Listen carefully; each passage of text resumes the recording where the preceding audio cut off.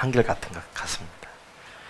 자, 오늘 다 함께 하나님 말씀 앞에 나아가도록 하겠습니다. 하나님 말씀 우리 사무엘상 4장 1절부터 11절까지 말씀입니다. 우리 구약성경 413페이지 구약성경 413페이지 다 함께 자리에서 일어나셔서 하나님 말씀을 한 절씩 교독하도록 하겠습니다. 413페이지 사무엘상 4장 1절부터 11절까지 말씀을 한 절씩 교독하겠습니다. 1절입니다. 사무엘의 말이 온 이스라엘에 전파되니라. 이스라엘은 나가서 블레셋 사람과 싸우려고 에베네셀 곁에 진치고 블레셋 사람은 아벡에 진쳤더니 이스라엘을 위하여 함몰을 벌이니라. 그 둘이 싸우다가 이스라엘이 블레셋 사람 앞에서 패하여 그들에게 전쟁에서 죽음을 당한 무사가 4,000명 가량이라. 백성이 진으로 돌아오매 이스라엘 장로들이 가로되 여호와께서 어찌하여 우리로 오늘 블레셋 사람 앞에 패하게 하셨는고 여호와의 언약 궤를 실로에서 우리에게로 가져다가 우리 중에 있게 하여 그것으로 우리를 우리 원수들의 손에서 구원하게 하자 하니 이에 백성이 실로에 보내어 그룹 사이에 계신 만군의 여호와의 언약 궤를 거기서 가져왔고 엘리의 두 아들 홈니와 비느하스는 하나님의 언약 궤와 함께 거기 있었더라. 여호와의 언약궤가 진에 들어올 때 온 이스라엘이 큰 소리로 외치며 땅이 울린지라. 블레셋 사람이 그 외치는 소리를 듣고 가로되 이블리셋에서 큰 소리로 외침은 없으며 하다가 여호와의 말하심에 들어온 줄을 깨달은지라. 블레셋 사람이 두려워하여 가로되 신이 진에 이르렀도다 하고 또 가로되 우리에게 화로다. 전일에는 이런 일이 없었도다. 우리에게 화로다. 누가 우리를 이 능한 신들의 손에서 건지리요. 그들은 광야에서 여러 가지 재앙으로 애굽인을 친 신들이니라. 너희 블레셋 사람들아 강하게 되며 대장보가 되어라. 너희가 히브리 사람의 종이 되기를 그들이 너희의 종이 되었던 것 같이 말고 대장보 같이 되어 싸우라 하고 블레셋 사람이 쳤더니 이스라엘이 패하여 각기 장막으로 도망하였고 사륙이 심히 커서 이스라엘 보병에 엎드려진 자가 3만이었으며 같이 읽겠습니다. 하나님의 궤는 빼앗겼고 엘리의 두 아들 홈니와 비느하스는 죽임을 당하였더라. 아멘. 자리에 착석하시겠습니다. 자, 말씀의 제목 같이 한번 선포하겠습니다. 시작.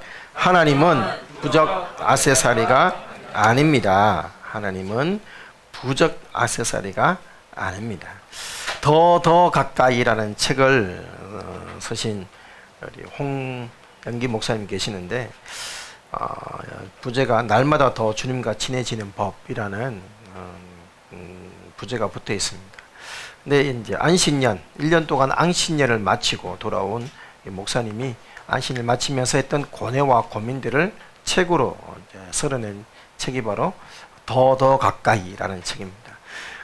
그러면서 책에 이제 서론에 보면 하나님과 친밀함을 위해 고뇌한 흔적이 있는 책이라고 그렇게 자기 책을 소개를 하면서 그런 소제목을 붙여놨어요. 자, 그러면서 이 책은 이렇게 질문으로 시작합니다.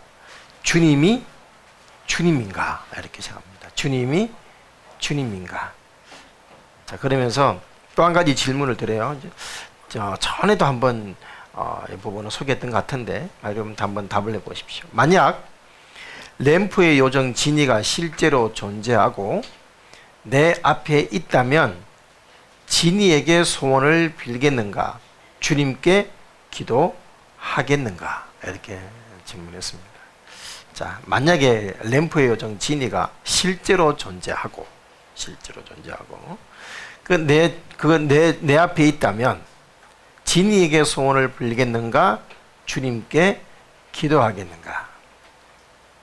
물론 경건한 우리 열린문 성서 침례교회 성도님들은 주님이라고 답을 하겠지요. 목사님도 그렇게 답을 합니다. 물론 우리는 주님이라고 대답을 할 겁니다. 그런데 지니에게 마음이 흔들리는 이유는 무엇일까요? 고민 가운데 답을 해봅니다. 첫 번째, 지니는 문지르면 나오지만 주님은 간절히 기도해도 침묵하시는 경향이 있기 때문이다. 둘째, 진이에게는 세 가지 소원을 말만 잘하면 되지만 주님께는 소원을 말하는 순간 내 소원에 문제가 없는지 고민을 하기 때문이다. 셋째, 결정적인 차이점. 진이는 소원 두고 들어주고 램프 속으로 들어가지만 주님은 나와 같이 살고자 하신다는 것이다. 그러면서 그분이 이렇게 했습니다. 진이에 비하면 주님은 참 부담스러운 분이다. 여러분, 책 제목이 뭐라고요? 더 가까이. 하나님과 친밀함을 위해 고뇌한 흔적이 있는 책. 주님과 더 가까워지고 친밀해지기 위해서 그런 이 실존적인 이런 질문을 던져보는 것이죠. 그러면서 이렇게 대답했습니다. 주님께로 더 가까이 간다는 것은 기도의 응답을 받고 그분을 영접함으로 끝나는 것이 아니라 여기에서 시작된다는 것이다. 우리가 믿는 주님은 진이인가 주님인가 조용히 묵상하는 새벽이다. 내 소원은 주님과 어떤 관계에 있는지, 내 목회에서 주님은 나의 주님이신지 이렇게 하면서 책을 이렇게 풀어 가십니다. 여러분에게 주님은 주님이신지요? 아니면 진이처럼 문제만 해결해 주면 되는 존재이신지요? 여러분, 현대인들에게 가장 무서운 우상 중에 하나가, 어떤 분이 이런 표현을 썼습니다. 현대인의 가장 무서운 우상 중에 하나가 빠름 중독이다, 이렇게 말했습니다. 빠름. 특히 한국 국민들은 빨리빨리가 너무 익숙해 있죠. 그래서 한국에서 살다가 외국에 나가면 너무너무 힘듭니다. 그리고 또 외국의 사람들이 한국에 들어오면 이게 너무 경이로움에 놀라하죠. 그래서 은행 볼일을 보는데 좋게 2시간에서 4시간을 걸릴 일을 한국에서는 무려 30분 만에 끝난다는 거예요. 외국에서는 업무 파트가 통장 발급 파트, 발급 후에 심사 파트, 또 무슨 파트가 다 나눠져서 이 파트 갔다가 줄 서서 그 다음 파트 갔다가 줄 서서 그러면 보통 짧으면 2시간, 길게는 4시간 은행 볼일 보는데 그렇대요. 그런데 우리나라는 한 사람이 그 모든 일을 다 하는 거예요. 그래서 정말 처음에는 이렇게 업무 능력을 가진 한국인이 위대해 보이고, 그러면서 이렇게 일을 빨리 처리해낼 수 있는 것을 상당히 놀라하면서도 참 많이 한국을 부러워하죠. 그 외에도 한국 국민 정말 빠릅니다. 인터넷 속도, 핸드폰 등등등등 많은 부분에서 빠름이는 한국 사람들은 특히 빠름에 많이 익숙해져 있습니다. 그래서 어느 전 세계 어떤 민족보다 빠름이라는 중독이 강한 민족이 바로 우리 민족이 아닐까 생각을 합니다. 그래서 현대인들에게 가장 강한 중독 중에 하나가 빠름 중독이다. 그래서 이런 말을 했습니다. 우상 숭배는 하나님을 기다리지 못하는 것이다. 하나님께 기도했는데 하나님의 응답을 기다리지 못하는 거예요. 그러니까 어떻게 해요? 하나님 외에 다른 것으로 문제를 해결하려 하고 만족하려고 하는 경향들이 우리에게 있는 것이죠. 자, 오늘 본문에서 이스라엘 사람들과 블레셋 사람들과의 전쟁이 시작됩니다. 자, 첫날 싸움에서 이스라엘 군사가 패했습니다. 그래서 안타깝지만 4,000명이나 되는 군사가 이스라엘 백성이 죽임을 당해야 했습니다. 2절 말씀이죠. 이스라엘 등에서 항오를 벌이니라. 그 둘이 싸우다가 이스라엘이 블레셋 사람 앞에서 패하여 그들에게 전쟁에서 죽임을 당한 군사가 몇 명? 4,000명 가량이다. 자, 그래서 이 전쟁에 패한 일을 이제 이스라엘 장로들이 진에 모여서 이제 분석을 하는 것이죠. 그래서 모여서 쉽게 말하면 이 장군들이 모여서 이제 군사 전략 회의를 짜는데 패한 원인이 뭐냐 이렇게 분석을 합니다. 그 분석 결과가 뭐냐? 3장 초반입니다. 4장 3절 상반부에 보시면 백성이 진으로 돌아오매 이스라엘 장로들이 가로되 여호와께서 어찌하여 우리로 오늘 블레셋 사람 앞에 패하게 하셨는고. 자, 여러분, 자, 이들의 회의의 결론이 뭐냐? 하나님께서 우리를 패하게 하셨다. 이 결론을 내렸습니다. 하나님께서 우리를 패하게 하셨다. 물론 그럴듯한 결론입니다. 그래서 어떻게 합니까? 어떻게 하면 하나님이 우리를 이기게 하실까? 회의를 하겠죠? 그 회의 결론이 뭡니까? 언약궤를 모시고 오자. 이런 결론을 이르게 되었습니다. 이게 왜 이렇게 결론이 이렇게 났을까요? 하나님께서 우리를 피하게 하셨다. 그러면 자, 하나님께서 우리를 피하게 하셨으면 그럼 뭐 해야 돼요? 예? 회개해야죠. 하나님께로 돌아가야죠. 하나님께로 돌아가야 될 이스라엘 백성들이 하나님을 모시고 오자. 예? 돌아가야 될 사람들은 본인인데 하나님을 전쟁 중에 모셔오면 된다라고 생각했습니다. 그럼 하나님을 모시는 게 뭐냐? 그럼 하나님께서 역사하시도록 회개해야 되는데 언약궤를 가져오면 하나님을 모시는 것이다. 이런 단순한 논리를 폈습니다. 이게 뭡니까? 하나님이 언약궤 안에 갇혀 계신 분처럼 취급한 것입니다. 그리고 이 언약궤를 무슨 취급을 한 겁니까? 쉽게 말해서 부적 취급을 한 것입니다.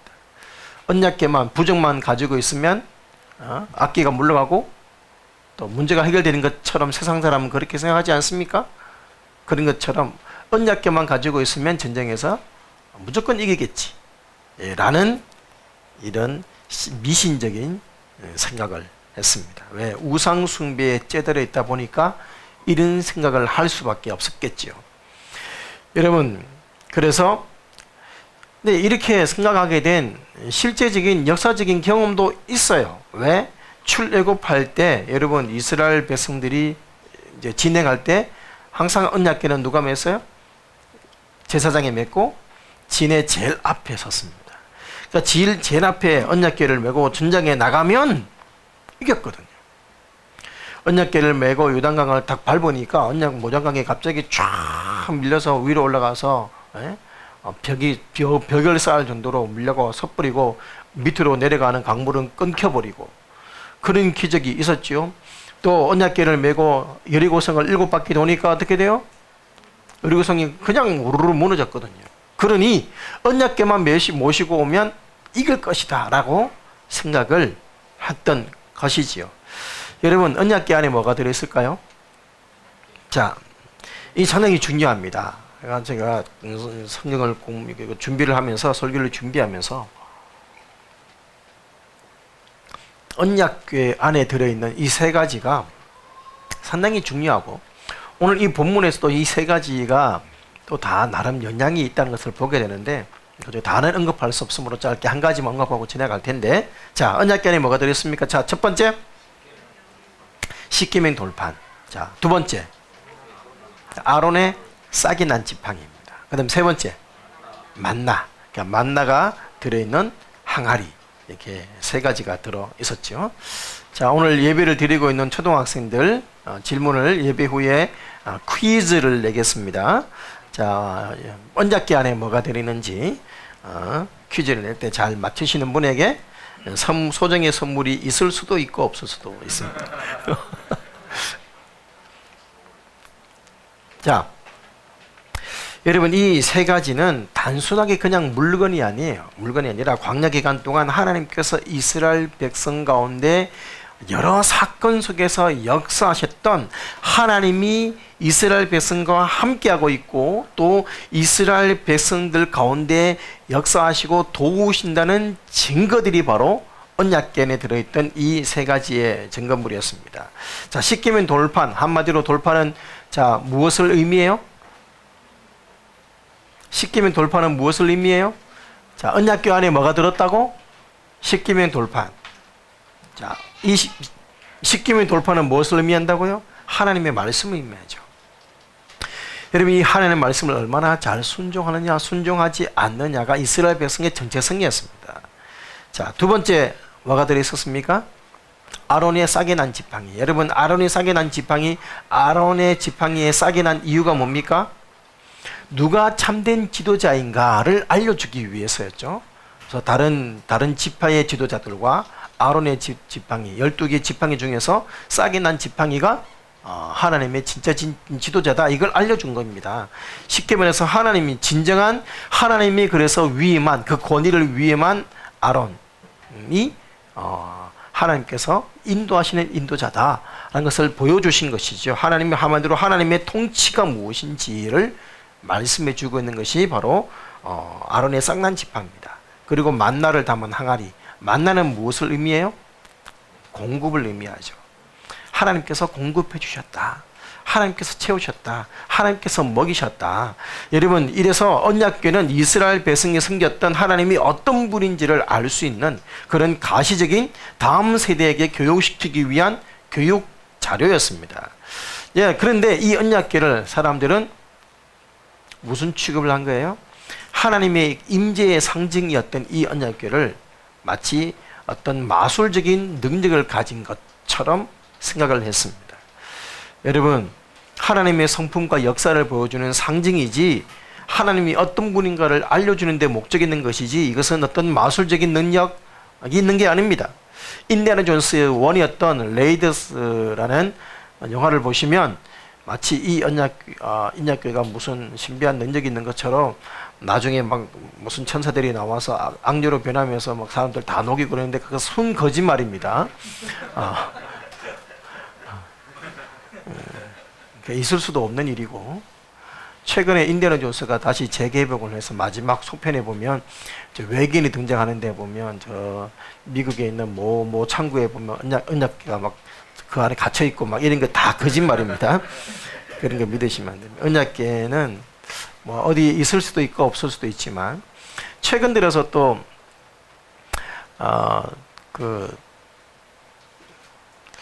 론 아론인가 하여튼 어떤 그 내자인데, 그분이 최근에 또 간증을 하면서 전 세계를 돌아다니면서 간증을 하는데 막 눈물을 흘리면서 간증하니까 사람들이 신금 올렸던 그 간증이 이제 가짜 간증이죠. 그 이스라엘 백성 예수님이 십자가에 못 박힌 그 골고다 언덕이 사실은 역사적으로 잘못돼 가지고 이 장소에 있었는데, 그 장소 밑에 보니까 동굴이 있었고 그 동굴에 언약궤가 있었다. 근데 그 언약궤에 그 십자가에서 십자가에 주님이 못 박힌 그 십자가의 피가 그 땅수로 흠이 들려서 그 언약궤에 있는 지성소에 그 예수님의 피가 떨어졌더라. 그 구약의 그 제사에 비하면 정말 기가 막힌, 그래서 속죄가 그렇게 언약궤에 떨어져서 이루어졌다. 그리고 언약궤를 이스라엘이 가지고 있는데, 그래서 뭐 군사들이 빼앗아가서 지금은 공개 안 된다 그러면 다 뻥입니다. 공개가 안 된다 이러면서 그래서 했는데, 그래서 그 피를 가지고 뭐 DNA를 분석을 했더니만 뭐 인간의 피인데 DNA가 24개밖에 안 나와. 원래 48개가 나와야 되는데 24개밖에 안 나요. 그러니까 이제 예수님 마리아의 피에만, 그것도 또 과학적으로 오류임을 누가 증명해 내니까 또 말을 또 바꿨죠. 하여튼 그렇습니다. 다 그런 식의 그런 것들을 참 거짓말들이 많이 있습니다. 이게 무슨 말입니까? 자꾸 하나님을 자꾸 무슨 신비한 능력 취급을 하는 거예요. 여러분, 하나님 그런 분이 아니십니다. 자, 여러분, 오늘 이스라엘 전쟁에서, 블레셋과의 전쟁에서 이스라엘이 뭐 했습니까? 패배했습니다. 패배한 이유가 뭡니까? 이스라엘이 하나님과의 관계가 무너졌기 때문입니다. 여러분, 이스라엘 역사 속에서 전쟁은 아주 단순하지가 않습니다. 의미가 있습니다. 전쟁과 평화는 다 하나님과의 관계에 모든 것이 달려 있습니다. 하나님께서 이스라엘 백성을 하나님의 백성답게 살게 하기 위한 의도가 여기에는 있었던 것이지요. 여호수아가 유언으로 남긴 말씀에도 나오지만, 하나님을 친근히 하면 이스라엘은 한 사람이 1000명을 감당할 것이다 라고 그렇게 예언적인 축복을 하지 않았습니까? 그런데 하나님을 떠나고 세상을 쫓으면 영적으로 대보면 주변 사람들의 올무가 되고 덫이 되고 채찍과 가시가 되어서 이스라엘을 주변 사람들이 찌를 것이다 라고 여호수아 23장 9절과 13절에서 이미 언급되어 있던 부분이었습니다. 그렇다면 이 사사기 시대를 거쳐가면서 이스라엘 백성이 계속해서 주변 사람들에게 압제를 당하고 하나님께 회개하면 회복되었던 이 되풀이되는 역사를 경험하고 난 다음에 지금 어디로 지금 이 사사기의 마지막 이제 말미에 지금 다다랐지 않습니까? 지금 사무엘이니까 사무엘이 이제 이스라엘 사사의 마지막 사사입니다. 마지막 사사. 이 사사기의 마지막에 다다라 있는데, 여러분 결국은 블레셋에게 지금 압제를 당하고 있다면, 그렇다면 해답은 뭡니까? 다시 하나님께 회개하고 돌아가야 됐습니다. 그런데 여러분 결국 이스라엘의 패배와 승리는 뭐가 관계되어 있다? 하나님과 어떤 관계를 맺고 있느냐, 여기에 모든 것이 달려 있었습니다. 그런데 지금 이 마지막 사사기 마지막 말미에 이스라엘 백성들은 사사를 통해서 하나님께 회개하고 하나님께 돌아가는 게 아니라, 그래서 하나님께 부르짖음에 하나님이 누구 사사를 세워서가 아니라 하나님께 부르짖는 게 아니라 뭐합니까? 언약궤를 가져오자 라고 결정을 내렸습니다. 여러분, 하나님을 의지하고 하나님을 바라보는 사람들에게는 승리가 주어지지만, 아무리 무장을 잘하고 군사력을 강화해도 하나님을 떠난 이스라엘 백성은 늘 실패했습니다. 영적으로 건강하지 못한 사람들에게는 골칫거리와 문제였던 이 블레셋도 하나님의 사람 다윗은 블레셋이 문제가 되지 않았습니다. 하나님 말씀에 순종할 때 하나님은 이스라엘 백성을 구원하였고 건져 냈습니다. 그런데 오늘 이스라엘 백성들은 큰 착각을 한 것입니다. 언약궤가 자기를 구해줄 것처럼 믿었습니다. 여러분 다시 말씀드립니다. 언약궤는 하나님의 임재의 상징이었습니다. 그리고 하나님은 전쟁에 능한 분이 맞습니다. 그러나 여기까지는 맞지만, 그러나 하나님이 전쟁에 능하신 분이라고 해서 무조건 이스라엘 백성들을 다 이기게 해 주셔야 된다는 법은 없었습니다. 그런데 그들은 마치 언약궤만 있으면 무조건 하나님이 이기게 해 주실 것처럼 착각했습니다. 여러분, 자, 사사기 시대가 지금 사사기 말미 아닙니까? 제일 마지막입니다. 사사 시대를 한마디로 정의하면 무슨 시대? 자기 마음에, 자기 속인에 옳은 대로 행하던 시대, 자기 마음대로 행하던 시대. 여러분, 이게 사사기 특징 아닙니까? 자, 그런데 너나 할 것 없이 하나님 무시하고 자기 마음대로 살다가 전쟁에 피하니까 이제 와서 갑자기 언약궤를 찾는다? 이 누가 봐도 속이 뻔한 속셈입니다. 그러니까 장로들이 지금 관심은 어디에 있어요? 자, 장로들의 관심은 하나님께 있다? 이김에 있다. 하나님이 아니라 전쟁의 이김에 모든 관심이 다가 있습니다. 여러분, 하나님이 임재도 아니었습니다. 그저 전쟁에서 이기고 승리하는 것이 전부였습니다. 이기게만 해주면 그것이 하나님이든 그것이 언약궤든 그것이 십자가든 그것이 마늘이든 그것이 뭐든 상관없다 이 말입니다. 여러분, 너무나 많은 사람들이 신앙생활하면서 하나님을 부족 취급을 합니다. 하나님의 뜻에 전혀 관심 없고, 언약궤를 가지고 적어도 그러면 언약궤를 가지고 갈까요 말까요? 전에는 물어보기라도 했지 물어보는 것도 없습니다. 그리고 정령에서 승리하게 해달라고, 전쟁에서 승리하게 해달라고 기도조차도 하지 않습니다. 부르짖음도 없습니다. 그저 부적 사용하듯 언약궤만 가져오면 하나님이 당연히 우리를 이기게 해 주겠지, 하나님이 우리를 피하게 하셨는고 하나님이 우리를 피하게 했다는 것은 맞았지만 왜 피하게 하셨는지, 그리고 그 정답이 무엇인지에 대한 고민이 없었습니다. 그저 하나님을 뭐 했습니까? 이용해 먹으려고 수단 취급에 불과했습니다. 그래서 언약궤가 안치되어 있는 그 신뢰로 나아가야 될 이스라엘 백성들이 거기서 번제를 드리고 속죄제를 하면서 회개하며 속죄를 해야 될 이스라엘 백성들이 하나님을 자기 상황과 형편에 맞게 자기의 자리에 옮겨 놓는, 소위 말하는 본말이 전도되는 이 일들이 일어났습니다. 여러분, 이것이 바로 이스라엘 백성들에게는 우상이었습니다. 이 언약궤야말로 그들에게는 우상이 되어버렸습니다. 언약궤 자체는 엄청나게 성스러운 것인데 그 본질을 상실해 버리니까 원래의 가치를 발하지 못하게 만드는 그야말로 우상 덩어리가 되어버린 상황인 것입니다. 그러니 한 신학교의 모 교수님이 이렇게 표현했습니다. 이쯤 되면 언약궤가 아니고 괴짝이지, 이런 표현을 썼다고 합니다. 자, 4절 말씀을 보십시오. 사무엘상 4장 4절. 이에 백성이 실로에 보내어 그룹 사이에 계신 만군의 여호와의 언약궤를 거기서 가져왔고 엘리의 두 아들 홈리와 비느하스는 하나님의 언약궤와 함께 거기 있었더라. 이게 더 문제예요. 여러분, 홈리와 비느하스가 누구예요? 하나님을 모독하는 자였습니다.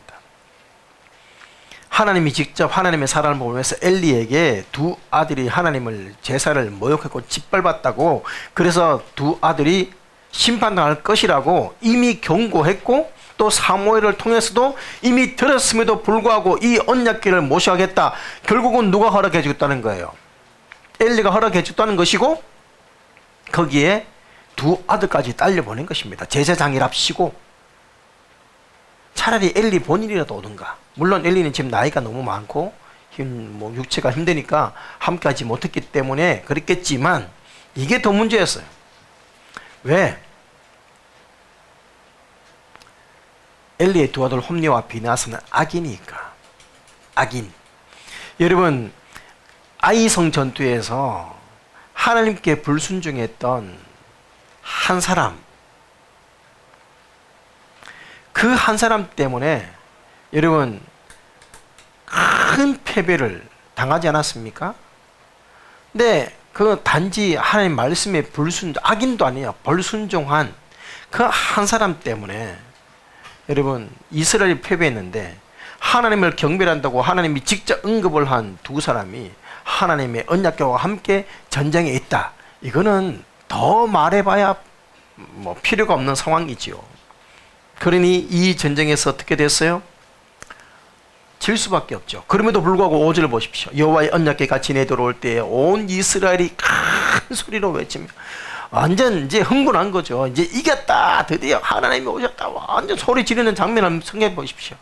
하나님과 관계는 상관없이 그저 하나님 언약궤만 있으면 다 이긴 것처럼 착각하고 있는 모습은, 이스라엘 장로들이 그 결정을 하고 언약궤를 모셔오기로 했다 하면서 기대하고 기다렸던 그 언약궤가 들어오니까 드디어 이겼다 외치고 있는 이 장면을 보십시오. 그러나 이 큰 외침은 결국 처절한 호곡 소리로 바뀝니다. 여러분, 이 전투에서 어떻게 됐습니까? 10절, 11절 보시면, 블레셋 사람이 쳤더니 이스라엘이 패하여 각기 장막으로 도망갔고 살육이 심히 커서 엎드려진 자가 몇 명? 3만 명. 4천 명도 아니고 3만 명이나 죽임을 당하게 되는 완전한 패배. 모두 장막으로 도망갔다. 집으로 뿔뿔이 다 도망갔다 이 말입니다. 당연한 사실인 결과이죠.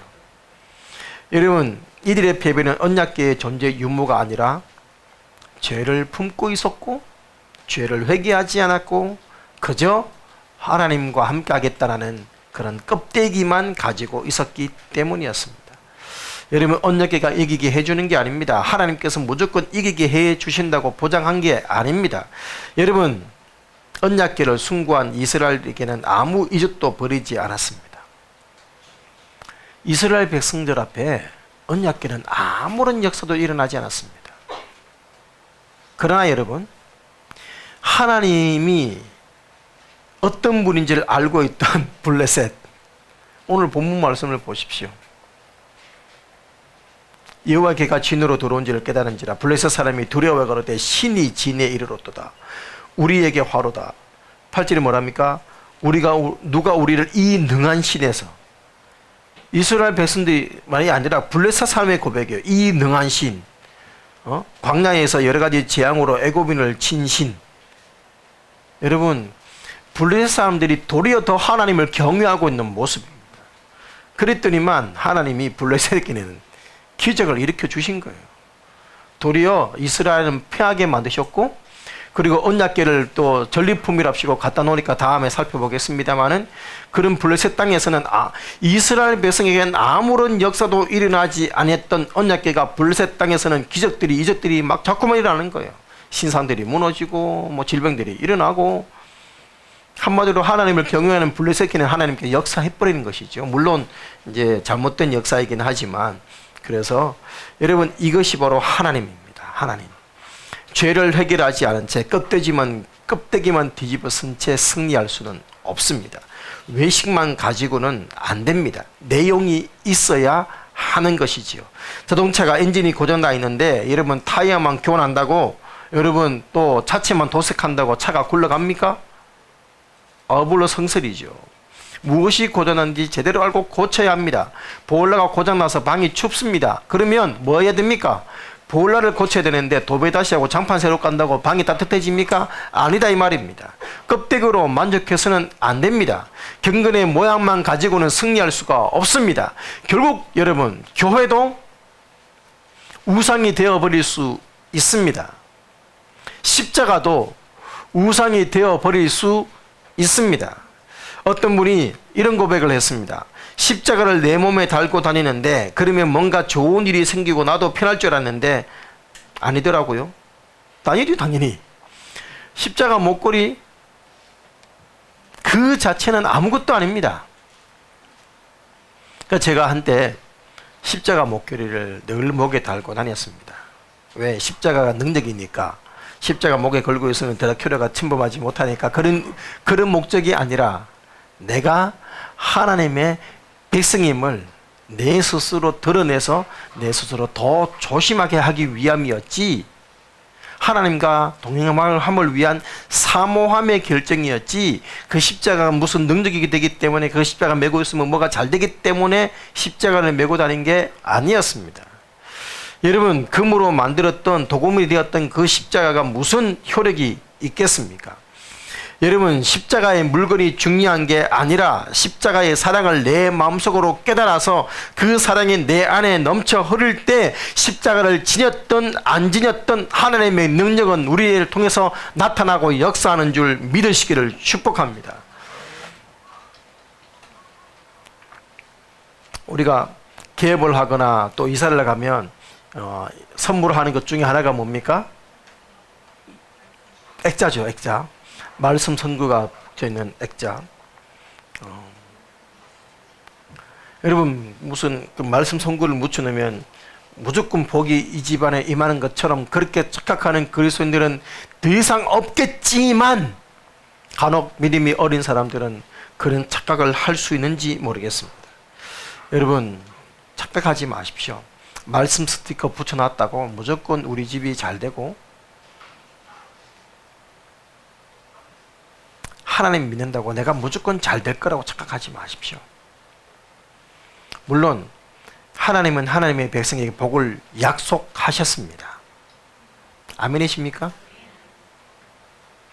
옛날에 신민성결교회 모 목사님께서 있는데, 그 성도 중에 한 명 청년이 이제 취업을 앞두고 기도를 부탁하라고 왔어요. 경쟁률이 20대 1이래요. 20대 1. 그래서 목사님 이번에 시험 치는데 공무원 시험했던가 하여튼 그러니까 20대 1인데, 그때 그 목사님이 그 청년한테 합격하도록 기도해 주세요라고 기도했는데, 그 목사님이 이렇게 물었대요. 물고기 보다가 하나님이 너를 합격시켜줘야 되는 이유가 뭔데? 이렇게 물었대요. 하나님이 너를 합격시켜줘야 되는 이유가 뭔데? 왜 꼭 넣어야만 되는데? 여러분, 아까 제가 만나 얘기했습니다. 만나. 언약궤 안에 뭐가 들어있어요? 만나가 들어있습니다. 만나가 무엇을 상징한다고? 공급, 채우심, 필요. 여러분, 사람들은 만나만 해결되면 다 되는 줄 압니다. 그래서 우리 아들 취직만 시켜주면, 우리 남편 승진만 시켜주면, 우리 아들 대학만 합격시켜주면, 내가 집만 사면, 또 심지어 내가 복권만 당첨되면, 그러면 자신이 하나님을 잘 섬길 수 있는 것처럼 착각합니다. 여러분, 그것만 채워진다고 과연 하나님 말씀에 순종하며 하나님을 더 잘 섬길 수 있을까요? 그것이 충족되면 정말 행복이 보장될까요? 여러분, 하나님과의 관계에서 행복은 주어지는 것이고 하나님과의 관계에서 평안은 보장되는 것이지, 여러분, 이것만 되면 무조건 더 잘 섬길 수 있고 더 행복할 것이라는 생각 자체가 미신입니다. 하나님을 미신처럼 믿어서는 안 됩니다. 하나님은 부적, 요즘 부적은 여러분 액세서리로 만들어져 있는 거 아시죠? 옛날처럼 노란 종이에 금가루 묻혀가지고 빨간 글씨로 쓴 그 부적 곱게 써가지고 뭐 품에 넣고 다니는, 여러분 삼성 그룹 다니는 사람들의 30%가 지갑 안에 부적이 들어있다는 사실 아십니까? 우리나라의 초인류 엘리트라고 말하는 삼성 그룹 다니는 사람들이 지갑 안에 부적을 넣고 다녀요.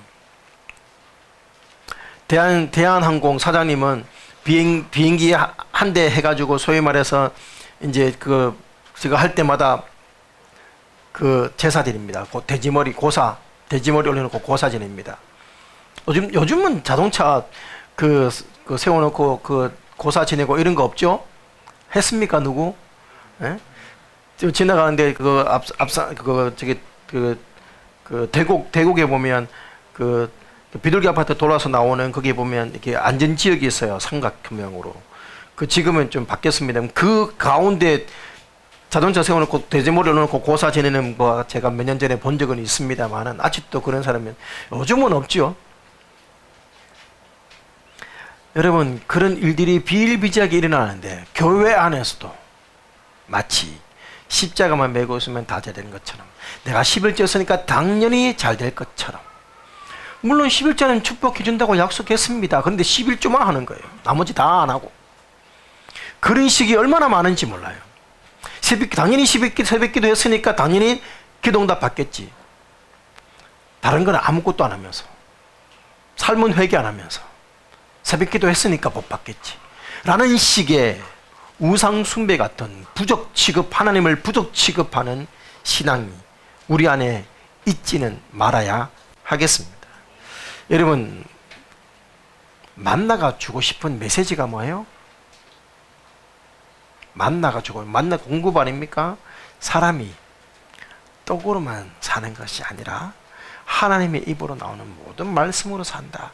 이것을 말씀하고 가르치고 싶어서 만나가 들어있는 것이지, 공급 채워주면 끝이라고 생각하시면 안 된다 이 말입니다. 여러분, 하나님은 우리의 중심을 보시고 우리의 눈에 보이는 물질 세계까지도 축복해 주시는 분이십니다. 오늘도 그분이 내 아버지가 되어야 우리는 힘을 얻게 되는 것이죠. 그러므로 말씀을 맺겠습니다. 오늘의 교훈이 뭐냐? 하나님은 이용수단이 아니라 주인이십니다. 하나님을 액세서리 부족 취급하지 마십시오. 어떤 경우에서도 하나님을 수단화해서는 안 됩니다. 하나님은 우리의 목적이셔야 되지, 내 목적을 이루기 위한 수단으로 전락하면 하나님은 부적 액세서리밖에 안 되는 것입니다. 승리를 해도 하나님의 영광을 위해서 하고, 언약궤도 하나님의 뜻을 먼저 구하고 그 뜻을 따라서 움직이는 것이지, 여러분, 내 뜻을 위해서 내 마음대로 움직여서는 안 되는 것입니다. 하나님은 이용수단이 아니십니다. 하나님은 우리의 주인이시며 경배와 순종의 대상이시며 우리가 얼마나 성숙했는지를 깨닫게 해주는 것이 바로 하나님과의 관계인 줄 믿습니다.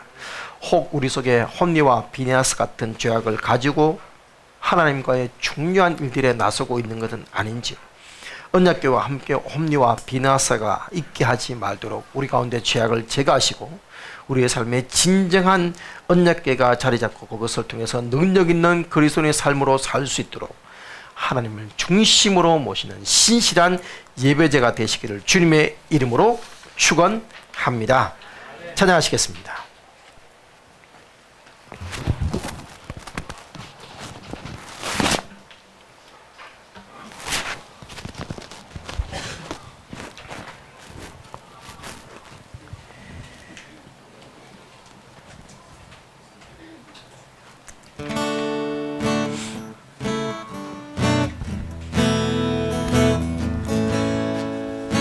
의지했던 모든 걸 의지했던 모든 것 변해가고 억울한 마음은 커져가네. 부끄럼 없이 살고 싶은 마음 주님 아시네.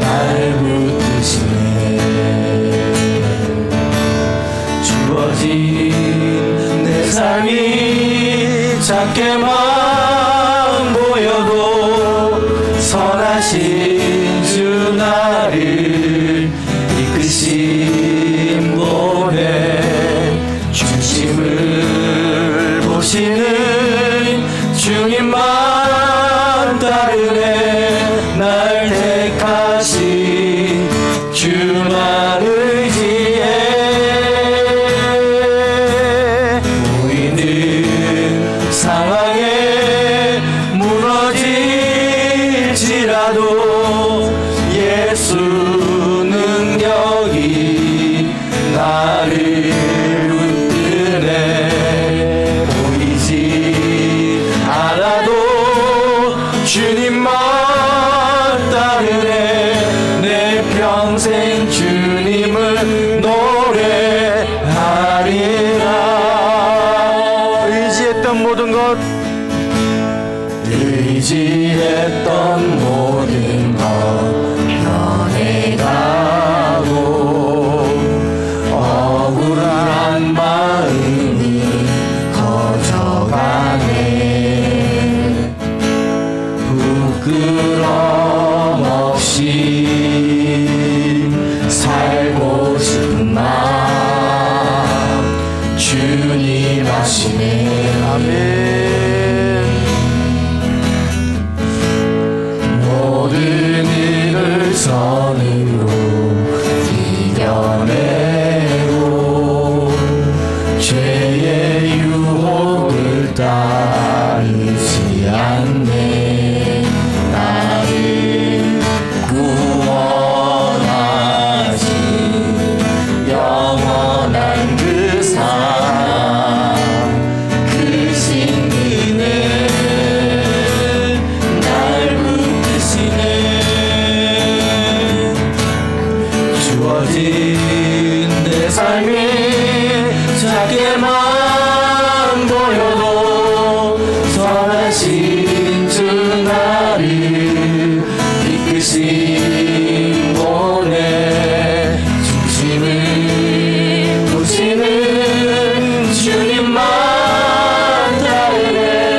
날 택하신 주만 의지해. 보이는 상황에 무너질지라도 예수 능력이 나를 붙드네. 보이지 않아도 주님만 따르네. 내 평생 주님을 노래하리라. 주어진 내 삶이 작게만 보여도, 주어진 내 삶이 작게만 보여도 선하신 주 나를 이끄신 분의 중심을 보시는 주님만 따르네. 날 택하신 주만 의지해. 보이는 상황에 무너질지라도 예수 능력이 나를 붙드네. 보이지 않아도 주님만 따르네. 내 평생 주님을 노래. 한 번 더 고백합니다. 주어진 내 삶이 작게만 보여도, 주어진 세상이 작게만 보여도 선하신 주 나를 이끄신 분의 중심을 보시는 주님만 따르네. 날 택하신 주만 의지해.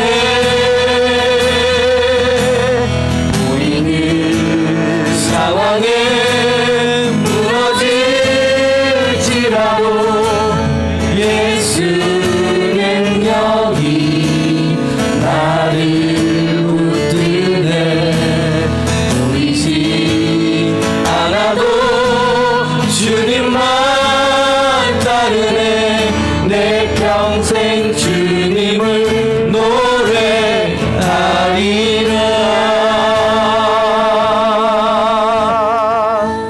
아멘.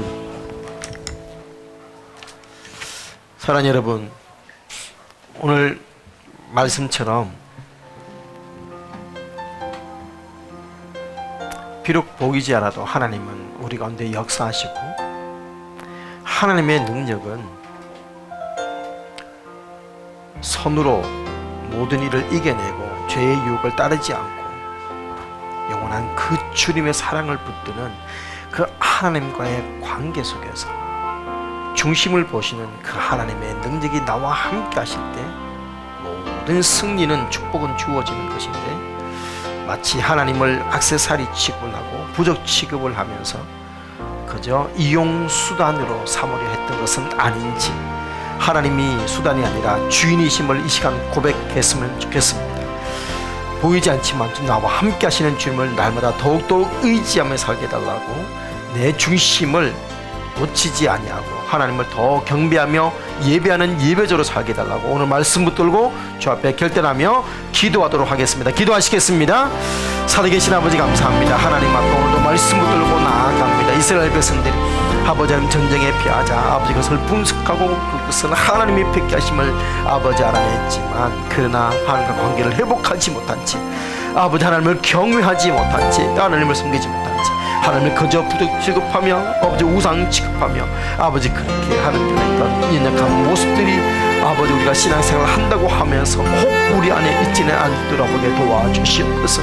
그저 공급하심에만 만족하고 채워짐에만 만족하고 있는 것은 아닌지, 아버지 하나님 신앙과 아버지 미신과 의 차이가 바로 이 관계에 있다고 하는 주님, 우리가 하나님과 관계없이 그저 아버지 이용만 하고 내 필요만 채우려고 아버지 알레기만 하고 아버지 그것으로 끝나버리지 않고 하나님께서 우리 가운데 은혜를 허락하여 주시옵소서.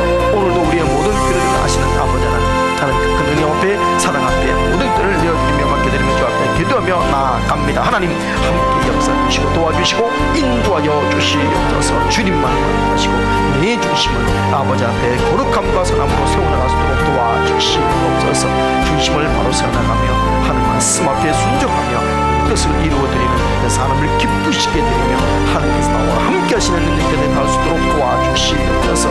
아버지 하나님 끊임없이 주님 앞에 설 수 있도록 모든 선으로 이겨낼 수 있도록 죄욕을 따르지 않은 신실한 들이 될 수 있도록 도와주셔서 아버지 하나님 관계가 먼저 웃음을 잊지 않도록 도와주시옵소서. 아버지 하나님 모든 찬양과 존경을 올려드리며 나아갑니다. 주님으로 영광받아 주시옵소서.